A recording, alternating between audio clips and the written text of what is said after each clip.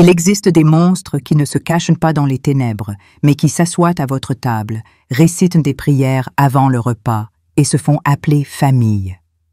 Je m'appelle Margaret, j'ai 68 ans aujourd'hui, et je porte en moi un secret si lourd qu'il pourrait briser une âme.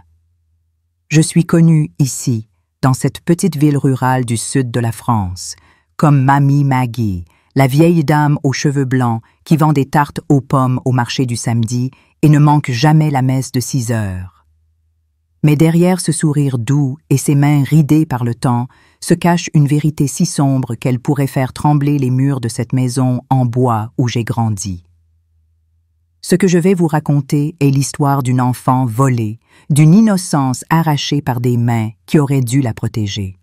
Si cette histoire vous touche, je vous en prie, montrez votre soutien en aimant cette vidéo et en laissant un commentaire avec le mot « courage ». Partagez votre ville dans les commentaires, connectons-nous, car cette histoire n'est pas seulement la mienne. Elle est pour tous ceux qui portent des cicatrices invisibles. Mon récit commence dans une petite maison peinte en bleu clair, nichée au cœur des collines verdoyantes de Provence, où l'été écrasait tout de sa chaleur suffocante et où les secrets de famille étaient gardés plus jalousement que les terres héritées. J'étais l'aînée de 3 enfants, une fillette de 10 ans nommée Margaret, avec des nattes serrées et des yeux curieux qui voyaient encore le monde avec innocence. Mon père, Henry, était un homme simple, un ouvrier agricole qui partait avant l'aube pour travailler dans les champs de lavande et d'oliviers, rentrant à la nuit tombée, les épaules voûtées par la fatigue. Ma mère, Elisa, était le cœur de notre foyer. Elle s'occupait de la maison, pétrissait des pains dorés et confectionnait des confitures de figues qu'elle vendait aux voisins pour arrondir les fins de mois. Après moi venait Tommy, 2 ans de moins, un garçon espiègle qui adorait courir après les poules, et Clara, notre petite dernière, 5 ans à peine, avec des boucles blondes et un rire qui résonnait comme des clochettes. Notre vie était modeste mais heureuse, rythmée par les odeurs de pain chaud, les histoires que maman nous racontait avant de dormir et les baignades dans le ruisseau les jours de canicule. Nous étions pauvres mais unis, jusqu'à ce qu'un jour maudit vienne tout détruire. Un matin gris, où une pluie fine tombait sans relâche, je fus réveillé par la toux de ma mère. Ce n'était pas une toux ordinaire, mais un râle profond, déchirant, comme si quelque chose se brisait en elle. Je me précipitai dans la chambre de mes parents et la trouvai alitée, le visage rouge de fièvre, les lèvres teintées d'une pâleur inquiétante que je ne compris qu'avec le temps, la cyanose. « Maman, ça va ?» demandai-je, terrifiée par son apparence. Elle tenta de sourire, mais l'effort semblait lui coûter tout ce qu'elle avait. « Juste un mauvais rhume, ma chérie, ça passera, » murmura-t-elle. Mais ça ne passa pas. Tout au long de la matinée, son état empira. La fièvre monta, sa respiration devint un sifflement laborieux. Mon père, qui d'ordinaire aurait été dans les champs, était resté à cause de la pluie. Lorsqu'il vit l'état de maman, son visage se durcit d'inquiétude.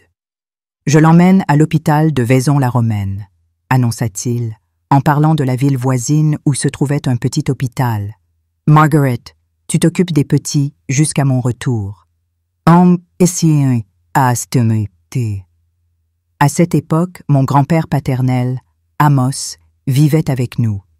Il était arrivé après la mort de ma grand-mère, 8 mois plus tôt. C'était un homme grand, aux épaules larges, même à 68 ans, avec des mains calleuses d'années passées à diriger des ouvriers agricoles. Sa moustache grise était soigneusement taillée, mais ses yeux avaient une froideur calculatrice qui me mettait mal à l'aise, comme s'il jaugeait tout ce qui l'entourait. « Je veillerai sur les enfants, » dit-il à mon père, posant une main lourde sur son épaule. « Emmène Eliza et ne t'inquiète de rien ici. » Mon père, reconnaissant, hocha la tête. Il enveloppa maman dans des couvertures et la porta jusqu'à notre vieux camion. La dernière image que j'ai d'elle est celle de son visage pâle, presque avalé par les couvertures sombres, ses yeux croisant les miens une dernière fois sous la pluie battante. « Prends soin de tes frères et sœurs, Margaret, » murmura-t-elle d'une voix à peine audible, des mots qui devinrent une promesse impossible à tenir. La journée s'étira, lente et pesante. J'essayais de maintenir une routine normale pour Tommy et Clara, préparant un déjeuner simple comme maman me l'avait appris, inventant des jeux pour les distraire. Amos resta sur le porche la plupart du temps, fumant sa pipe, son regard perdu dans la pluie incessante. De temps à autre, il entrait pour vérifier si tout allait bien, mais retournait vite à sa veille silencieuse. À mesure que le jour s'assombrissait, mon inquiétude grandissait. Où était papa? Pourquoi n'était-il pas encore rentré? La pluie avait-elle rendu les routes impraticables? Vers 7 heures du soir, je mis Tommy et Clara au lit. Tommy, sentant que quelque chose de grave se passait, mit du temps à s'endormir. Clara, trop jeune pour comprendre, s'assoupit rapidement après une histoire. Il était presque 9 heures lorsque j'entendis le bruit des roues dans la boue de notre cour. Je courus à la fenêtre, le cœur battant d'espoir, mais ce n'était que papa, seul, trempé par la pluie qui tombait maintenant avec une force implacable. Quand il entra, je compris immédiatement qu'une tragédie venait de s'abattre. Ses yeux étaient rouges, gonflés, son corps habituellement droit semblait ployé comme celui d'un vieillard. Il ôta son chapeau mouillé et le serra contre sa poitrine, comme s'il se tenait devant un cercueil. « Où est-ce maman ?» demandai-je, bien que la réponse se lise dans son regard dévasté. « Ta mère » commença-t-il, mais sa voix se brisa. Il déglutit péniblement avant de continuer. « Eliza n'a pas survécu, ma fille. C'était une pneumonie, trop avancée. Les médecins n'ont rien pu faire. » Le monde s'effondra autour de moi. Comment était-ce possible? Ce matin encore, maman était là, essayant de sourire malgré la fièvre. Comment pouvait-elle être partie pour toujours, en un seul jour? Papa m'enlaça fort, ses vêtements trempés mouillant ma robe, mais je le remarquai à peine. Nous restâmes ainsi longtemps, partageant une douleur que les mots ne pouvaient exprimer. Amos nous observait depuis la porte de la cuisine, le visage impassible, comme toujours. « Les préparatifs pour la veillée sont en cours, » dit enfin papa, s'écartant légèrement. « Demain matin, je ramènerai ta mère à la maison. J'ai besoin que tu sois forte, Margaret, pour les petits. » J'acquiesçais, ravalant mes larmes. J'avais toujours été la fille responsable, celle qui aidait maman pour tout. Maintenant, je devais l'être encore plus. « Va te reposer, fiston, » dit Amos à mon père. « Le voyage a été long, et demain sera une journée difficile. Je veillerai sur les enfants avec Margaret. » Papa me regarda, hésitant, mais la fatigue marquait chaque trait de son visage. « Essaie de dormir, ma fille. Je sais que c'est dur, mais tu auras besoin de force. » J'acquiesçais encore, bien que je susse que le sommeil serait impossible cette nuit-là. Papa se retira dans la chambre qu'il partageait avec maman quelques heures plus tôt, et le son étouffé de ses pleurs traversa les murs fins de la maison pendant des heures. Je m'assis dans le salon, à la table, fixant le vide. La pluie continuait dehors, comme si le ciel lui-même pleurait pour maman. Amos s'installa de l'autre côté de la table, se versant un verre de marque, l'alcool que nous gardions pour les visiteurs. « Prends une gorgée, » dit-il, me tendant le verre. « Ça aide à engourdir la douleur. » J'hésitais. Je n'avais jamais bu d'alcool, et je savais que maman n'aurait pas approuvé. Mais maman n'était plus là, et la douleur dans ma poitrine semblait vouloir m'engloutir. J'acceptai le verre et pris une petite gorgée. La brûlure me fit tousser, mes yeux s'embuèrent davantage. J'en pris une autre, plus grande cette fois. « C'est ça, » murmura Amos, remplissant à nouveau le verre. « La vie est dure, Margaret.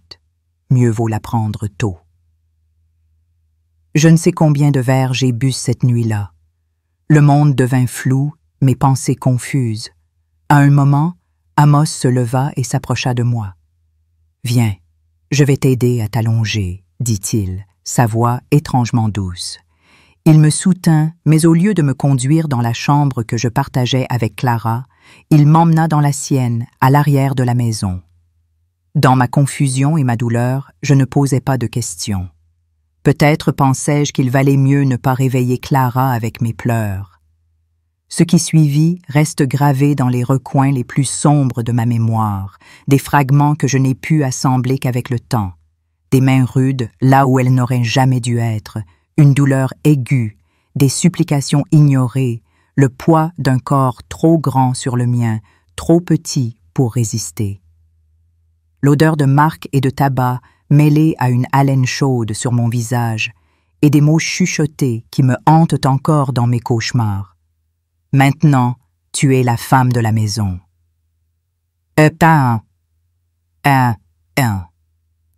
Je perdis connaissance à un moment donné, car mon souvenir suivant est celui de l'aube.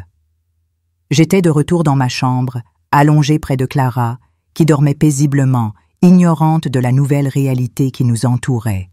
Pendant un instant, je crus que tout, la maladie de maman, sa mort, ce qui s'était passé après, n'était qu'un cauchemar cruel. Puis je sentis la douleur physique, vis les marques sur mes bras, remarquai la tache de sang sur le drap. Ce n'était pas un cauchemar. Tout était réel. Maman était vraiment partie, et ce même jour, j'avais perdu mon innocence, mon enfance, ma confiance en le monde. Quelque chose en moi se ferma, une porte de fer s'abaissa sur mes émotions, enfermant tout à l'intérieur. Je me levai avec précaution pour ne pas réveiller Clara, changeai de vêtements, me lavai le visage dans la bassine d'eau de la chambre. En me regardant dans le petit miroir au mur, je vis une autre personne. Toujours le visage d'une fillette de 10 ans, mais des yeux qui avaient vieilli de décennies en une seule nuit. Je me rendis à la cuisine pour préparer le petit déjeuner, comme maman le faisait. C'était le jour de sa veillée, et je savais que la maison serait bientôt pleine de voisins et de parents. La normalité était mon seul refuge, la seule chose qui m'empêchait de m'effondrer complètement. Papa était déjà levé, les yeux gonflés, le visage marqué par une nuit de larmes. Il m'enlaça à nouveau, et il me fallut toute la force que je venais de découvrir pour ne pas m'écrouler dans ses bras, pour ne pas crier la vérité sur ce qui s'était passé. « Je vais chercher ta mère maintenant, » dit-il, la voix rauque. « Occupe-toi des petits quand ils se réveilleront. » Je hochai la tête mécaniquement. Prendre soin des petits, c'était ce que je ferais désormais, jour après jour, tout en gardant le silence. Qui me croirait? Qui oserait s'opposer à la parole d'un homme respecté comme Amos? Et comment pourrais-je infliger plus de douleur à mon père, qui venait de perdre l'amour de sa vie? Ainsi commença mon long hiver de silence, le jour où j'ai perdu ma mère, et bien plus encore, le jour où j'ai appris, de la manière la plus cruelle, que le monde n'est pas un endroit sûr, surtout pour une fillette. Les jours suivant la mort de maman furent comme un brouillard épais sur les champs provençaux en hiver. La veillée fut un tourbillon de visages familiers, d'étreintes qui ne me réchauffaient pas, de mots de réconfort qui n'atteignaient pas mes oreilles. Je me souviens seulement du cercueil en bois clair, du visage de maman, trop serein, comme une poupée de cire, pas la femme vibrante qui chantonnait en pétrissant le pain, et de la manière dont je tenais fermement les mains de Tommy et Clara. Tommy, à 8 ans, comprenait assez pour pleurer sans cesse. Clara, trop jeune pour saisir la finalité, demandait sans arrêt quand maman se réveillerait, chaque question comme un couteau dans ma poitrine. Dans notre petite communauté, le deuil avait ses rituels. Les femmes prirent possession de la cuisine, remplissant notre garde-manger de pain, de tartes, de confitures, de saucissons, de fromage. Les hommes se relayaient pour aider papa dans les champs, sachant qu'il ne pourrait pas tout gérer seul les premières semaines. La solidarité était le seul réconfort tangible. Mais les visites diminuèrent peu à peu. La vie a ses urgences, et les gens retournèrent à leur routine. Une semaine après l'enterrement, nous n'étions plus que nous. Un père brisé par la perte, 3 enfants sans mère, et un grand-père dont les yeux me suivaient désormais comme un prédateur traquant sa proie. Papa, consumé par son chagrin, ne remarquait presque rien de ce qui se passait autour de lui. Il partait avant l'aube et rentrait à la tombée de la nuit, s'effondrant épuisé dans son lit. « Tu es une bonne fille, Margaret », disait-il parfois, passant une main sur mes cheveux. « Ta mère serait fière. » Ces mots, qui auraient dû me réconforter, me transperçaient de douleur. S'il savait ce qui se passait en son absence, me regarderait-il encore avec cette fierté dans les yeux? J'assumais les responsabilités de la maison du mieux que je pus. Je me levais tôt pour préparer le petit déjeuner, aidais Tommy et Clara à s'habiller pour l'école rurale à 2 kilomètres de chez nous, lavais le linge dans le bac en pierre, cuisinais ce que j'avais appris de maman. Mes petites mains tentaient de reproduire ces gestes, mais tout était différent. Les haricots n'avaient jamais le même goût, le pain ne levait pas de la même façon, les vêtements n'étaient pas aussi blancs. Chaque échec était un rappel douloureux de son absence. La nuit, quand tout le monde dormait, je pleurais en silence dans mon oreiller, étouffant mes sanglots pour ne pas réveiller Clara à mes côtés. Je pleurais pour maman, pour moi, pour le poids de responsabilités trop lourdes pour des épaules si frêles. Mais surtout, je pleurais de terreur chaque fois que j'étais seule avec Amos. Après cette première nuit, il devint plus prudent, plus méthodique. Il attendait les moments où papa était en ville pour régler une affaire, où Tommy et Clara étaient à l'école ou jouaient chez les voisins. Il y avait toujours une excuse pour m'appeler dans sa chambre, dans l'appentis à outils, ou même au bord du ruisseau qui traversait notre propriété. « Viens m'aider, Margaret », disait-il de sa voix rauque qui n'admettait aucun refus. Et j'y allais, le corps tremblant, sachant ce qui m'attendait, mais incapable de m'échapper. Quel choix avais-je, fillette de 10 ans, à une époque où les enfants n'avaient pas de voix, où la parole d'un adulte, surtout celle d'un homme respecté dans la communauté, faisait loi? Il utilisait toujours les mêmes mots après. « Ça reste entre nous. Ton père a assez de problèmes. Tu ne veux pas lui causer plus de peine, n'est-ce pas? » Il me réduisait au silence, se servant de mon amour pour papa comme d'une arme contre moi. C'était un jeu cruel de manipulation que moi, dans mon innocence, n'avais aucun moyen de contrer. Je croyais vraiment que dire la vérité tuerait papa de chagrin, que ce serait ma faute si notre famille, déjà fragile depuis la perte de maman, s'effondrait complètement. Les mois s'écoulèrent dans ce cauchemar continu. L'hiver arriva avec force, apportant des gelées qui blanchissaient les champs le matin et des nuits si froides que l'on voyait notre souffle à l'intérieur de la maison. Les jours où le vent était le plus mordant, je trouvais presque du réconfort dans le froid, qui me permettait de porter plusieurs couches de vêtements, une barrière de plus entre moi et les mains qui me violentaient. Au fil du temps, j'appris à m'absenter mentalement pendant ces moments. Alors que mon corps était piégé, mon esprit s'échappait loin, dans les histoires que maman racontait, dans les champs verts où nous cueillions des fleurs au printemps, dans un futur lointain où je serais assez grande pour fuir avec mes frères et sœurs. C'était une forme de survie, une dissociation qui me permettait d'endurer l'insupportable. Mais ce qui me mettait hors de moi, ce qui faisait bouillir mon sang d'une rage contenue, était l'indifférence de ceux qui auraient dû voir, qui auraient dû agir. Madame Jenkins, notre voisine, une femme aux lèvres pincées et à l'esprit étroit, venait souvent à la maison sous prétexte d'apporter des légumes ou de discuter avec papa.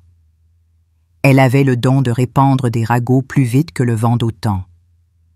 Après la mort de maman, elle commença à murmurer dans le village que notre famille cachait quelque chose, que la mort d'Eliza était peut-être due à la négligence de papa qui n'aurait pas agi assez vite. Ces insinuations me rendaient folle de colère. Comment osait-elle salir la mémoire de ma mère, une femme qui s'était sacrifiée pour nous, tandis qu'elle ignorait la véritable horreur qui se déroulait sous notre toit? Pire encore, elle remarquait mon comportement distant, mes yeux baissés, mes silences. Mais au lieu de s'inquiéter, elle lançait des piques. Cette petite Margaret devient bien arrogante, disait-elle un jour au marché, assez fort pour que je l'entende. Toujours à se cacher, comme si elle était trop bien pour parler aux autres. Chaque mot était une gifle. Un rappel que personne ne voyait la vérité, que j'étais seule dans mon enfer. Et puis, il y avait le pasteur Jean, l'homme que tout le village vénérait, un hypocrite en soutane qui prêchait l'amour et la compassion le dimanche, mais fermait les yeux sur les ténèbres devant lui. Lors de la veillée de maman, il m'avait prise à part, posant une main paternelle sur mon épaule. « Margaret, tu dois être forte pour ton père », avait-il dit, son ton mielleux me donnant la nausée. La douleur est une épreuve envoyée par Dieu. Quelques semaines plus tard, alors que je tremblais en sa présence, incapable de cacher ma peur lorsqu'Amos entrait dans la pièce, il m'avait regardé avec un sourire condescendant. « Mais ce n'est que le chagrin, ma petite. Prie, et tout ira mieux. » Prie? Prie? La rage montait en moi comme une tempête. Comment cet homme, censé guider les âmes, pouvait-il être si aveugle? Comment pouvait-il ignorer les marques sur mes bras, la terreur dans mes yeux, et me dire de prier alors qu'un monstre vivait sous notre toit? Sa passivité, son refus de voir l'évidence, était une trahison aussi cruelle que les actes d'Amos. Un jour, alors que je lavais le linge au ruisseau, Madame Jenkins passa par là avec une autre commère du village. Elles me regardèrent, chuchotant assez fort pour que j'entende. « Cette gamine est devenue bien étrange depuis la mort de sa mère, » dit Madame Jenkins. « On dirait qu'elle cache quelque chose. Peut-être qu'elle cause des problèmes à son pauvre père. » L'autre femme gloussa. « Oh, tu sais, ces enfants sans mère, ils deviennent sauvages. » Je serrai le linge si fort que mes jointures blanchirent, l'eau froide trempant mes mains tremblantes de fureur. Sauvages? Si seulement elles savaient ce que je traversais, ce que j'endurais pour protéger ma famille, leur ignorance, leur jugement mesquin, me donnaient envie de hurler, de leur jeter la vérité au visage. Mais je ravalais ma colère, comme toujours, car qui me croirait face à Amos, l'homme respecté, le patriarche intouchable? Un autre incident attisa ma rage. Un dimanche, après la messe, le pasteur Jean organisa une collecte pour notre famille, soi-disant pour nous aider après la perte de maman. Les villageois donnèrent quelques pièces, des regards pleins de pitié posés sur moi. Mais Amos, avec son sourire mielleux, se tenait là, acceptant les dons comme s'il était le pilier de notre foyer. Une femme, Madame Dubois, une amie de maman, s'approcha de moi et murmura « Tu as de la chance d'avoir un grand-père si dévoué, Margaret. Il veille sur vous tous. » De la chance? La bile monta dans ma gorge, mon cœur battant à tout rompre. Dévoué? Cet homme était un prédateur, un monstre qui me volait mon enfance nuit après nuit, et cette communauté aveugle le glorifiait. Je voulais crier, leur dire à tous la vérité, mais la peur me paralysait. À la place, je baissais les yeux, marmonnais un « merci » et rentrais chez moi, la rage brûlant dans ma poitrine comme un feu que je ne pouvais éteindre. Chaque jour, je m'accrochais à une routine pour ne pas sombrer. Je préparais les repas, raccommodais les vêtements, racontais des histoires à Clara pour qu'elle ne pose pas trop de questions sur maman. Mais, à l'intérieur, j'étais une tempête de douleur et de colère. Pourquoi personne ne voyait-il? Pourquoi le pasteur Jean, avec ses sermons sur la justice divine, ne faisait-il rien? Pourquoi Madame Jenkins, avec ses yeux de fouine, préférait-elle les ragots à la vérité? Pourquoi le village entier, qui pleurait maman si bruyamment, ne remarquait-il pas la fillette brisée juste sous leurs yeux? Ma seule consolation était Tommy et Clara. Leur innocence, leur rire, me donnaient une raison de continuer. Je devais les protéger, coûte que coûte, même si cela signifiait porter ce fardeau seul. Mais au fond de moi, une graine de rébellion commençait à germer. chaque regard d'Amos, chaque mot qu'il murmurait, chaque moment où il me touchait, alimentait une rage qui grandissait, une colère si profonde qu'elle menaçait d'exploser. Je ne savais pas encore comment, mais je jurais qu'un jour, je trouverais un moyen de mettre fin à cet enfer. Ce jour-là, je ne serai plus une victime. Ce jour-là, je serai libre. Les mois qui suivirent la mort de ma mère, Elisa, furent un cauchemar sans fin, un enfer silencieux où chaque jour me volait un peu plus de mon âme. À 10 ans, j'avais appris à dissocier mon esprit de mon corps, à m'échapper dans un coin reculé de ma tête, pendant que les mains d'Amos, mon grand-père, profanaient ce qui restait de mon innocence.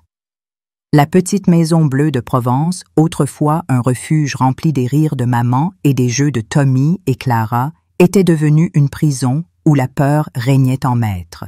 Chaque craquement du plancher, chaque ombre dans le couloir, chaque regard d'Amos me faisait frémir.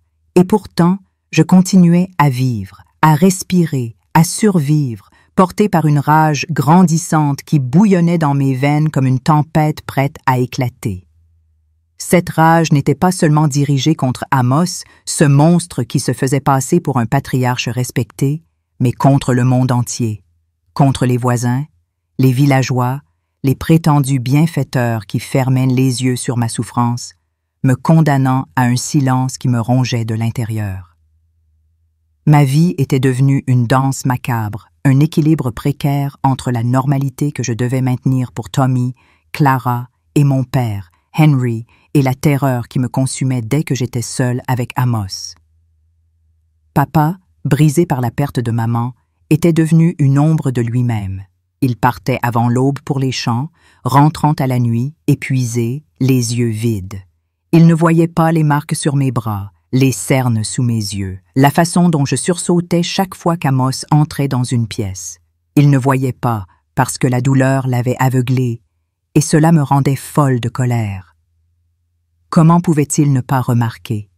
Comment pouvait-il me laisser seule avec ce prédateur, jour après jour, sans poser de questions? Mais au fond, je savais qu'il n'était pas à blâmer. Il portait son propre fardeau, un chagrin si lourd qu'il semblait l'écraser. Et pourtant, cette compréhension ne faisait qu'attiser ma rage. Une rage contre l'injustice d'un monde où une fillette de 10 ans devait protéger son père en gardant le silence sur son propre martyre.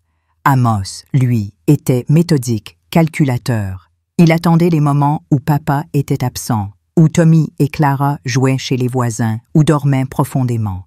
Il trouvait toujours une excuse. « Margaret, viens m'aider à ranger les outils dans l'appentis » ou « J'ai besoin de toi pour plier le linge dans ma chambre ». Sa voix, rauque et autoritaire, ne laissait place à aucun refus. Et moi, je m'exécutais, le corps tremblant, l'estomac noué, sachant ce qui m'attendait.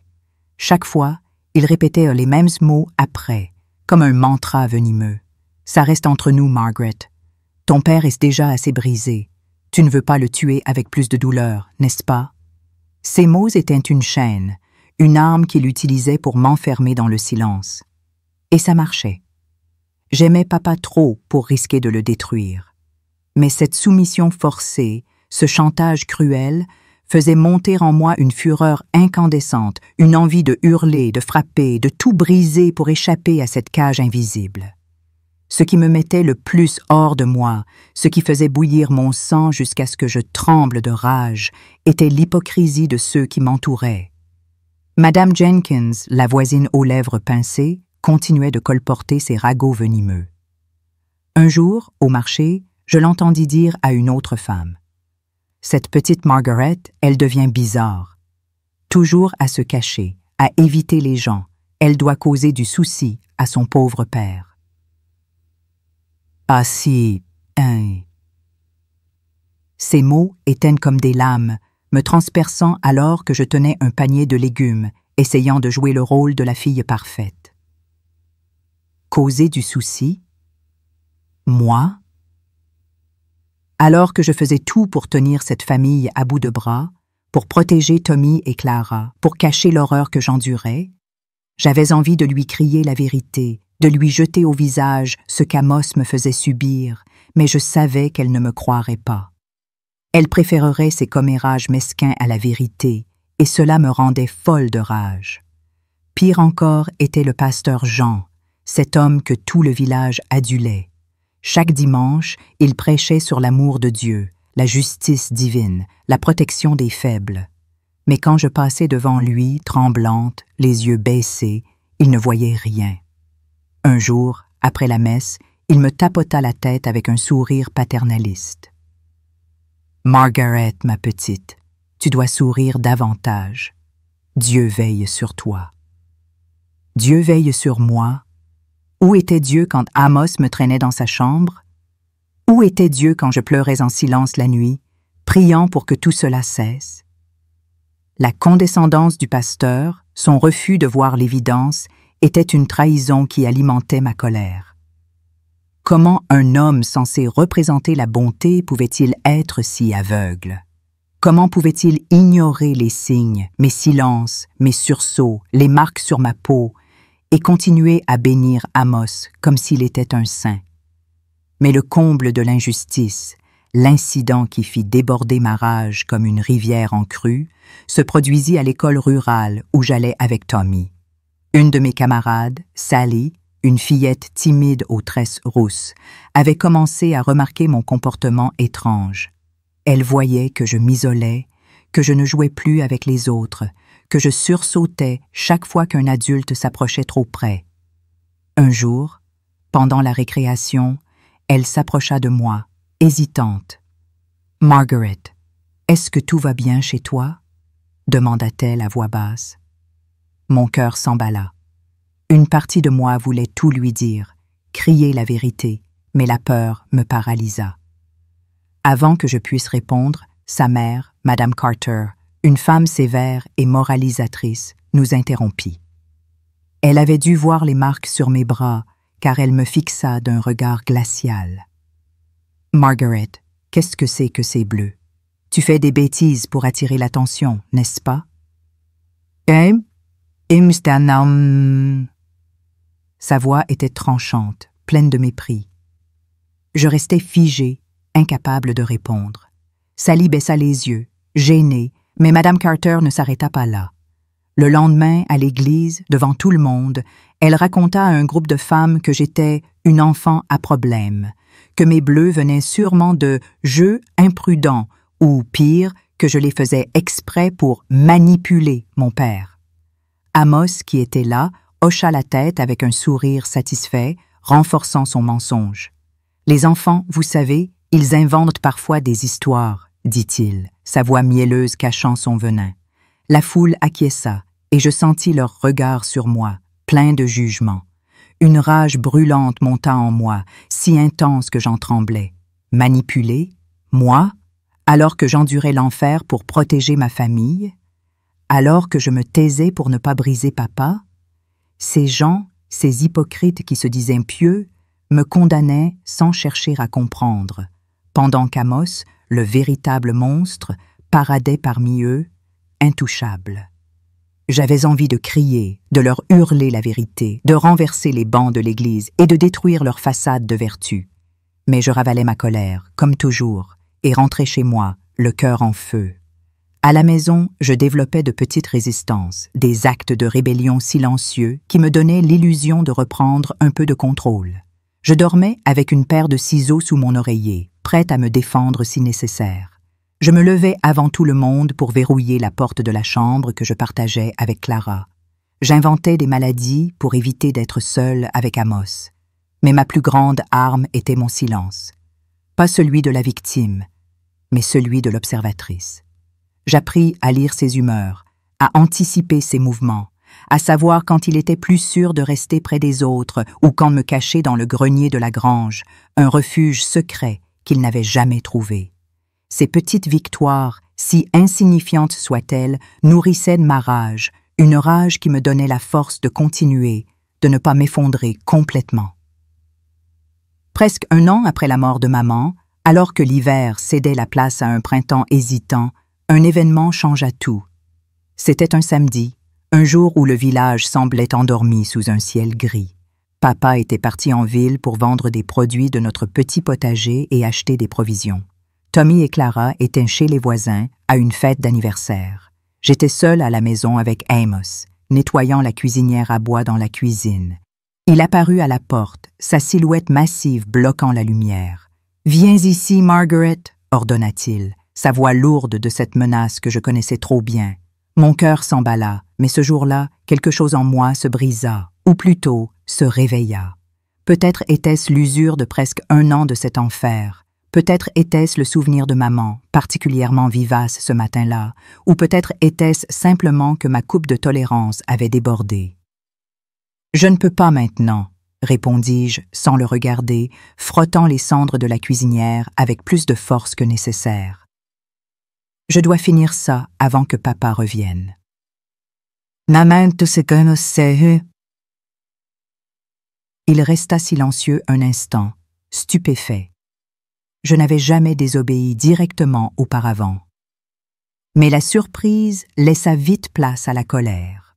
En 3 pas, il traversa la cuisine, m'attrapa le bras avec une force qui laissa des marques rouges et commença à me traîner vers sa chambre. « Qui crois-tu être pour me répondre comme ça ?» grogna-t-il entre ses dents. « Tu as oublié qui commande ici quand ton père n'est pas là ?» Je me débattis, griffant, donnant des coups de pied. C'était inutile contre sa force d'homme adulte, mais je continuais, refusant d'être docile cette fois. Quelque chose en moi hurlait. Pas aujourd'hui. Pas encore. Soudain, un bruit de roues dans la cour boueuse nous fit sursauter. Amos se figea, tenant toujours mon bras avec une brutalité qui me faisait grimacer. Nous n'attendions personne à cette heure. Il me relâcha brusquement, me poussant contre la cuisinière. « Va voir qui c'est et pas un mot compris ?» ordonna-t-il. Je courus à la fenêtre, le cœur battant. C'était le camion de papa, revenu plus tôt que prévu. Jamais la peinture rouge délavée de ce vieux véhicule ne m'avait semblé aussi belle. Amos disparut dans sa chambre et je tentais de me recomposer, lissant mon tablier, arrangeant mes cheveux, retenant les larmes qui menaçaient de couler. Papa entra, portant un sac de provisions et un petit paquet enveloppé de papier brun. Un morceau de tissu pour une nouvelle robe, appris-je plus tard. Son visage, habituellement marqué par le chagrin depuis la mort de maman, semblait étrangement plus léger ce jour-là. « Je suis rentré tôt », expliqua-t-il, posant les courses sur la table. « Une tempête approche, je ne voulais pas risquer de rester coincé sur la route. » En effet, des nuages sombres s'amoncelaient à l'horizon, annonçant une de ces tempêtes provençales qui transformaient les chemins de terre en bourbiers impraticables. Je l'aidais à ranger les provisions, essayant d'agir normalement, mais mon bras palpitait là où Amos l'avait serré, et mon cœur battait encore à tout rompre après l'affrontement interrompu. Papa m'observa attentivement tandis que nous rangions. À un moment, sa main effleura mon bras, pile à l'endroit des marques rouges laissées par les doigts d'Amos. Je reculai instinctivement, laissant échapper un gémissement de douleur que je ne pus retenir. « Qu'est-ce que c'est que ça, Margaret ?» demanda-t-il, fronçant les sourcils. « Rien, » répondis-je précipitamment, cachant mon bras. Je me suis cogné en nettoyant sous la table. Il ne sembla pas convaincu. Ses yeux, si semblables aux miens, étudièrent mon visage un long moment. « Est-ce qu'il se passe quelque chose que je devrais savoir ?» demanda-t-il enfin, sa voix douce mais ferme. Les mots restèrent coincés dans ma gorge. C'était ma chance de tout dire, de mettre fin à cet enfer. Mais la peur qu'il ne me croie pas, peur des conséquences, peur de détruire ce qui restait de notre famille, me paralysa. « Non, papa !» mentis-je, baissant les yeux pour qu'il ne voie pas la vérité dans mon regard. « Tout va bien. » Il soupira, visiblement peu convaincu, mais n'insista pas. Au lieu de cela, il caressa brièvement mes cheveux avant d'aller voir où était Amos.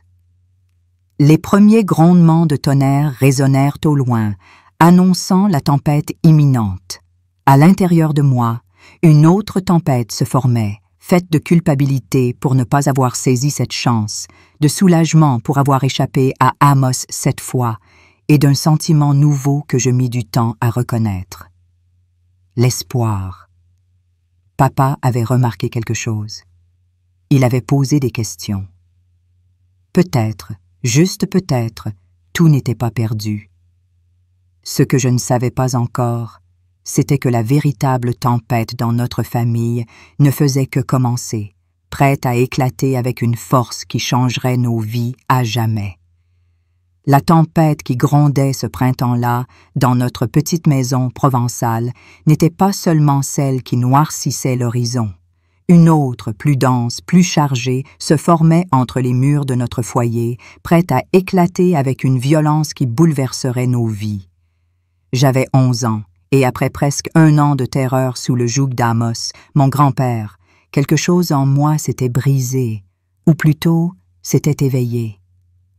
La rage qui brûlait dans ma poitrine, alimentée par son abus, par l'aveuglement du village, par l'hypocrisie des bien-pensants comme Madame Jenkins et le pasteur Jan, était devenue une force vive, un feu qui refusait de s'éteindre.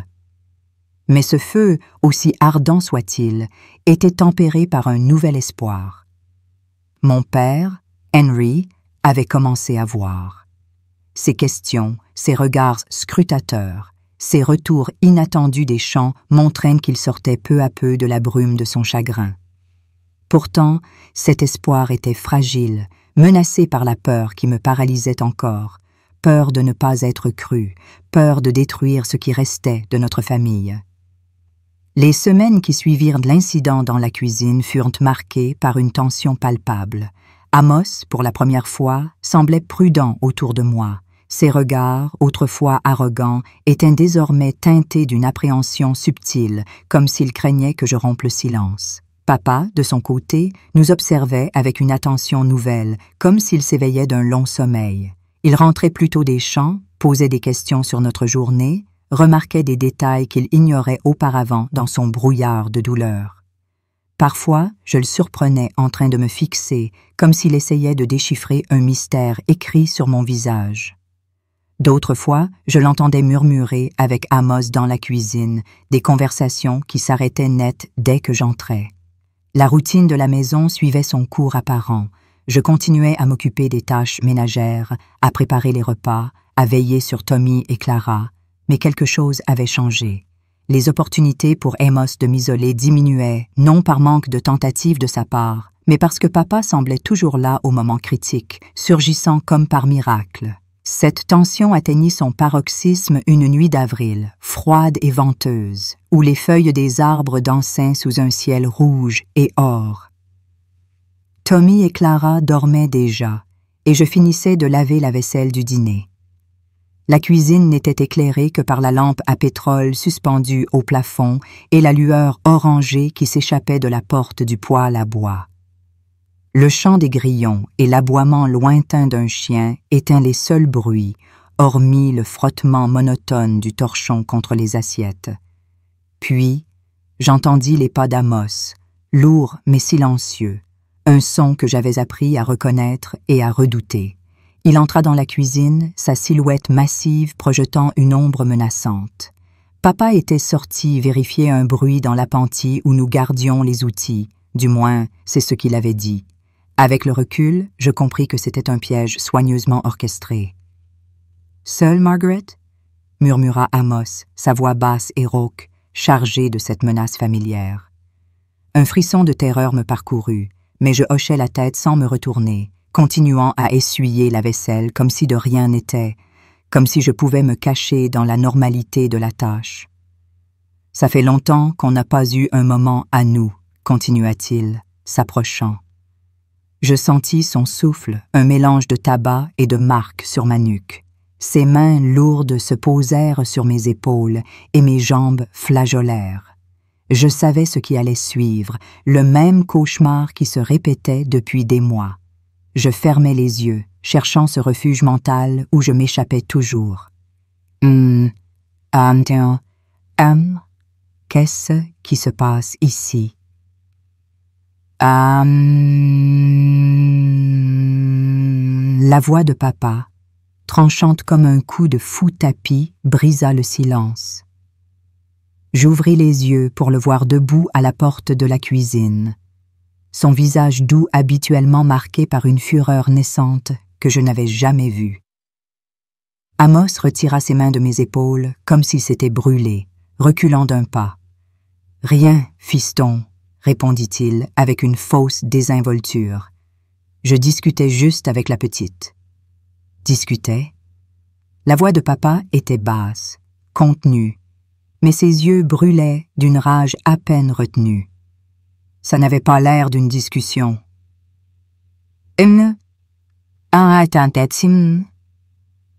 Un silence lourd s'abattit sur la cuisine, seulement brisé par le craquement du bois dans le poêle. Je restais figé, une assiette à moitié essuyée dans les mains, incapable de bouger ou de parler. J'avais imaginé ce moment des centaines de fois, le moment où mon secret serait révélé, mais maintenant qu'il arrivait, j'étais muette. « Va dans ta chambre, Margaret », ordonna papa sans quitter Amos des yeux. J'hésitais, partagé entre le soulagement de pouvoir m'échapper et la peur de ce qui suivrait. « Va », répéta-t-il, plus fermement. Je lâchai l'assiette et le torchon et passai rapidement près de lui, courant vers le couloir menant aux chambres. Mais au lieu d'aller dans ma chambre, je m'arrêtais dans l'obscurité du couloir, le cœur battant si fort que je craignais qu'il l'entende. « Qu'est-ce que tu faisais avec ma fille ?» demanda papa, sa voix résonnant dans la maison silencieuse. « Je t'ai déjà dit, on parlait, » répondit Amos, mais sa voix portait un léger tremblement que je n'avais jamais entendu. « Tu me prends pour un idiot ?» La voix de papa prit une tonalité dangereuse. « Depuis des semaines, je vous observe. Les marques sur ses bras, la façon dont elle tressaille quand tu t'approches, les cauchemars la nuit. Tu crois que je suis aveugle ?» Un silence choqué suivit. Ainsi, papa avait vu. Il avait remarqué. Il n'était pas aussi inconscient que je le pensais. Une vague de soulagement m'envahit, immédiatement suivie d'une terreur nouvelle. « Tu ne comprends pas, » dit Amos, sa voix prenant un ton conciliant. « La petite se fait des idées. Elle a besoin d'une figure maternelle, et comme elle n'en a plus, elle interprète mal. « Tais-toi » hurla papa, et j'entendis un bruit d'éclat, une assiette ou une tasse brisée. « N'ose pas insinuer que ma fille ment !» La voix d'Amos changea, devenant plus arrogante. « Je n'ai rien fait qu'elle ne voulait pas. Elle me provoque depuis des mois. Elle s'offre. Elle est déjà une femme, comme sa mère l'était. » Un grondement, comme un tonnerre, éclata dans la cuisine. Le bruit d'un coup de poing contre la chair, suivi d'un grognement de douleur. Des meubles furent bousculés, des objets tombèrent. Ils se battaient. « Ne parle plus jamais de ma femme ni de ma fille !» rugit papa. Le vacarme s'intensifia, verre brisé, bois craquant, grognement de douleur et d'effort. Puis, un choc sourd, suivi d'un silence soudain. Poussé par la panique, je courus à la porte de la cuisine. La scène que je découvris resta gravée dans ma mémoire. Papa, haletant, les poings en sang. Amos, effondré sur le sol, immobile, une tache de sang s'étendant sous sa tête, là où il avait heurté le coin du poêle à bois. « Papa » murmurai-je, la voix tremblante. Il se tourna vers moi, son visage transformé par le choc et la prise de conscience de ce qu'il venait de faire.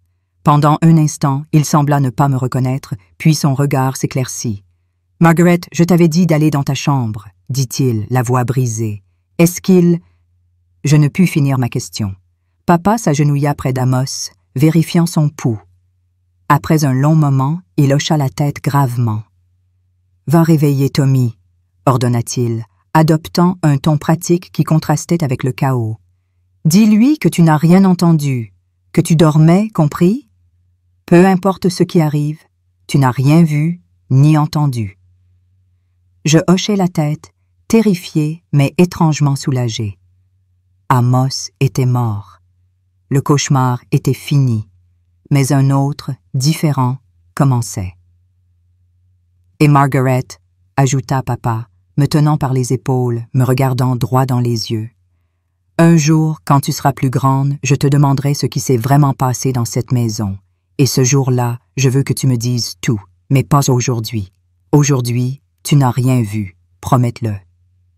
Je promets, papa, répondis-je avec une maturité au-delà de mes années. Les heures qui suivirent furent un tourbillon confus.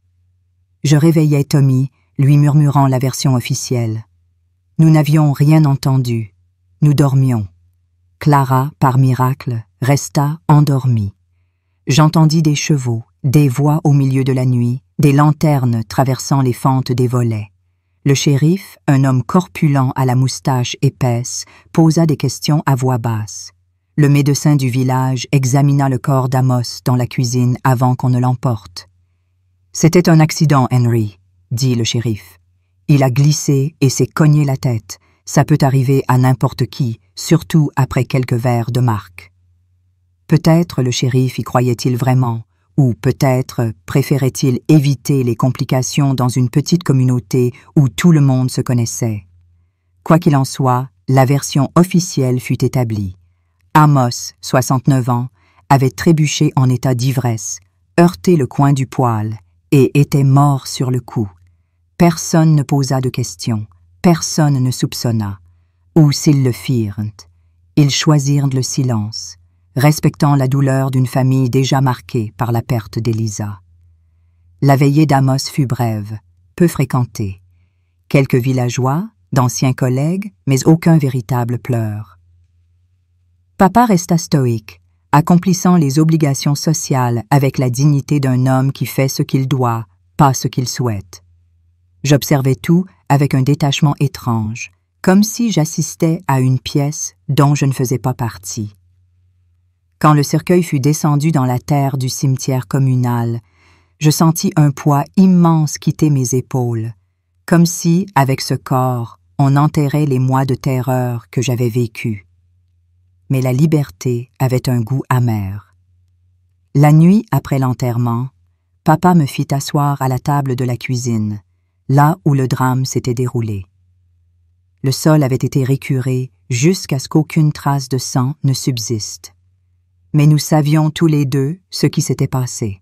« Margaret, » commença-t-il, sa voix basse pour ne pas réveiller les enfants, « je ne t'ai jamais posé la question directement et je ne le ferai pas maintenant. Je ne veux pas que tu portes ce fardeau. » Ses yeux, si semblables aux miens, étaient pleins de larmes contenues. « Je veux juste que tu saches que si j'ai fait ce que j'ai fait, c'est parce qu'un père protège ses enfants, toujours, peu importe contre qui. » Ah, Il tendit la main à travers la table et serra la mienne. « Un jour, si tu veux en parler, je serai là. Mais si tu préfères ne jamais en reparler, ça me va aussi. L'important, c'est que maintenant, nous sommes en sécurité. » « Nous avons fait ce qu'il fallait, » répondis-je, surprenant à la fois lui et moi-même par la fermeté de ma voix. « Et nous sommes vivants. C'est ce qui compte. » Il me regarda avec un mélange de surprise et d'admiration, comme s'il me voyait vraiment pour la première fois. « Tu es forte comme ta mère, » dit-il enfin, un sourire triste sur son visage fatigué. « Elle serait fière. » Ce moment, dans la lumière tamisée de la lampe, scella un pacte silencieux entre nous, une compréhension mutuelle qui transcendait les mots.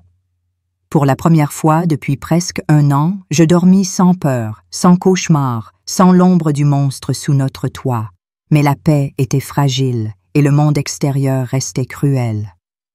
Peu après, nous déménageâmes à Vaison-la-Romaine pour vivre avec tante Béatrice, une cousine éloignée de papa, veuve et sans enfant, qui nous ouvrit sa grande maison.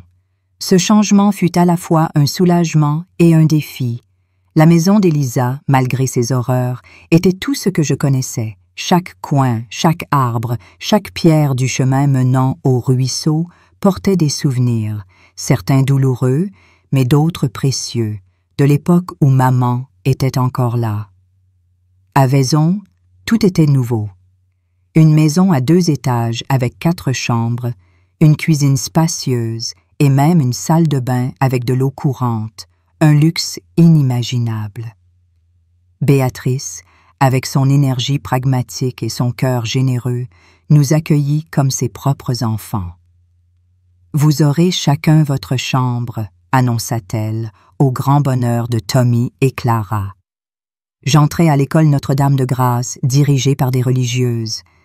C'était un monde différent de l'école rurale, salles séparées par niveau, uniformes impeccables, règles strictes. Les autres filles, filles de commerçants ou du maire, me regardaient avec curiosité ou mépris, moi, la fille de la campagne avec un accent marqué et un uniforme d'occasion. Les premiers mois furent une solitude écrasante. Je m'asseyais au fond de la classe, ne parlais que lorsqu'on m'interrogeait, évitais les récréations en me réfugiant à la bibliothèque. Ce n'était pas seulement de la timidité, mais une barrière protectrice, un mur invisible que j'avais érigé autour de moi. Pourtant, à l'école, une lueur d'espoir apparut sous la forme de sœur Agnès, une religieuse portugaise qui enseignait la littérature. Elle remarqua mon talent pour l'écriture après un devoir où j'avais décrit les champs de lavande de notre ancienne maison, le ruisseau clair, les arbres dorés de l'automne. « Tu as un don, Margaret ?» me dit-elle un après-midi. « Tu devrais envisager d'enseigner un jour. » C'était la première fois que quelqu'un suggérait que je pouvais être plus qu'une épouse ou une mère, et cette idée, bien que fragile, prit racine. Mais même à Vaison, le passé me poursuivait, et avec lui, une nouvelle vague de rage. Un jour, alors que j'avais 13 ans, un ancien voisin, M. Tate, rendit visite à tante Béatrice. C'était un homme grossier, un ancien collègue d'Amos qui avait toujours eu une langue acérée. Autour d'un verre de vin, il commença à parler de notre ancienne vie, jetant des regards en coin dans ma direction. « Vous savez, dit-il à Béatrice avec un sourire narquois, on racontait des choses au village. Cette petite Margaret, elle était bien proche de son grand-père, non? Peut-être trop proche. On disait qu'elle l'avait ensorcelé, si vous voyez ce que je veux dire. » Mes oreilles bourdonnèrent, mon sang se glaça. Un sorcelé? Moi? La colère explosa en moi comme un volcan. Cet homme, ce misérable qui n'avait jamais levé le petit doigt pour aider notre famille, osait salir ma réputation, me peindre comme une séductrice à 11 ans. J'avais envie de lui arracher les yeux, de hurler la vérité, de lui faire payer ses mensonges ignobles. Béatrice, sentant ma détresse, se leva d'un bond. « Monsieur Tate, dit-elle d'une voix glaciale, si j'entends encore une fois de telles calomnies sortir de votre bouche, je veillerai à ce que tout le village sache que vous avez détourné l'argent de la collecte pour l'église il y a 3 ans. Sortez de ma maison. » Tate blêmit et quitta la pièce sans un mot. Béatrice me serra dans ses bras, et pour la première fois, je sentis que quelqu'un me défendait vraiment. Mais la rage ne s'éteignit pas. Les mots de Tate, ses insinuations répugnantes, ravivèrent toute la douleur, toute l'injustice que j'avais subie. Comment osait-il? Comment le village entier pouvait-il être si aveugle, si prompt à juger une enfant tout en glorifiant un monstre? Cette nuit-là, je pleurais, non pas de tristesse, mais de fureur, jurant de ne plus jamais laisser quiconque me réduire à une victime. Avec le temps, Béatrice devint mon roc. Une nuit, alors que nous étions seuls, elle me posa la question que personne n'avait osé poser. « Margaret, que s'est-il vraiment passé avec ton grand-père? » Les mots jaillirent comme un torrent, toute la vérité, toute la douleur. Elle m'écouta sans m'interrompre, puis m'enlaça. « Ce n'était pas ta faute, dit-elle. Ton père a fait ce qu'il fallait, et maintenant, il est temps que tu commences à te libérer de ce poids. » Ce fut le premier pas vers ma guérison. Les années passèrent. Je devins enseignante, comme sœur Agnès l'avait prédit. Je rencontrai Daniel, un médecin doux et patient, qui m'aida à réapprendre à faire confiance. Nous nous mariâmes, eûmes 2 enfants, Charles et Marie. Mais la rage ne disparut jamais complètement. Chaque fois que j'entendais parler d'une enfant maltraitée, chaque fois que je voyais l'hypocrisie d'une communauté fermer les yeux sur l'injustice, le feu se rallumait. Je le canalisais en travaillant avec des femmes et des enfants vulnérables, en leur donnant la voix que je n'avais pas eue. Aujourd'hui, à 78 ans, je regarde en arrière et vois un chemin sinueux, pavé de douleur, mais aussi de rédemption. Les cicatrices sont toujours là, mais elles sont devenues des marques de victoire, des témoignages de batailles gagnées. Si je pouvais parler à la petite Margaret de 11 ans, je lui dirais qu'elle est plus forte qu'elle ne le croit, que les blessures guériront, que l'amour et la foi l'attendent au bout du chemin. Cette histoire est pour tous ceux qui luttent dans l'ombre. Vous n'êtes pas seul. Votre histoire n'est pas terminée. L'histoire de Margaret, une femme de 78 ans qui a survécu à l'indicible dans sa jeunesse, est un témoignage poignant de la résilience humaine face à l'adversité. En tant que Français, profondément attachés aux valeurs de solidarité, de justice et d'empathie, cette histoire résonne comme un cri du cœur, un rappel brutal que les monstres ne se cachent pas toujours dans l'ombre, mais peuvent se trouver parmi ceux que nous aimons. La douleur de Margaret, marquée par l'abus de son grand-père Amos et l'indifférence d'une communauté aveuglée par ses préjugés, suscite une colère légitime. Comment une société peut-elle fermer les yeux sur la souffrance d'une enfant, préférant les apparences à la vérité? Cette question, universelle, nous pousse à réfléchir sur notre propre rôle dans la protection des plus vulnérables. Ce qui frappe dans ce récit, c'est la force intérieure de Margaret. Malgré la trahison, la peur et l'isolement, elle a trouvé en elle une rage salvatrice, une détermination à survivre et à protéger ses proches. Cette résilience est une leçon précieuse. Même dans les moments les plus sombres, il existe en nous une étincelle capable de nous relever. En France, où l'on valorise l'idée de résistance, qu'elle soit historique ou personnelle, l'histoire de Margaret nous enseigne que la force ne vient pas de l'absence de douleur, mais de la capacité à la transformer en un moteur pour avancer. Elle nous rappelle aussi l'importance de l'écoute. Si des figures comme Madame Jenkins ou le pasteur John avaient prêté attention aux signes de détresse, le calvaire de Margaret aurait peut-être été écourté. Cela nous invite à cultiver une empathie active, à poser des questions, à agir lorsque quelque chose semble anormal, plutôt que de se réfugier dans le confort de l'ignorance. Une autre leçon essentielle est le pouvoir de la parole. Margaret a porté son secret pendant des décennies, croyant protéger sa famille, mais ce silence l'a rongée. Ce n'est qu'en partageant son histoire avec tante Béatrice qu'elle a entamé sa guérison. En France, où l'on célèbre la littérature et l'expression comme des moyens de comprendre le monde, ce récit souligne l'importance de briser les silences toxiques. Parler, c'est reprendre le contrôle, c'est refuser de laisser les traumatismes définir notre vie. Enfin, l'histoire de Margaret met en lumière le rôle de la communauté. Tante Béatrice, sœur Agnès et plus tard Daniel ont été des piliers qui lui ont permis de se reconstruire. Cela nous rappelle que nous avons tous un rôle à jouer pour soutenir ceux qui souffrent, que ce soit par un geste, une écoute ou une défense face à l'injustice. Dans notre vie quotidienne, ces leçons peuvent se traduire par des actions concrètes. Être attentif aux autres, dénoncer les abus, soutenir les victimes sans jugement, et croire en notre capacité à surmonter les épreuves. Comme Margaret, nous pouvons transformer nos cicatrices en marques de victoire, en preuve de notre résilience. Si cette histoire vous a touché, je vous invite à liker cette vidéo, à la partager avec ceux qui ont besoin d'espoir et à vous abonner pour découvrir d'autres récits de courage.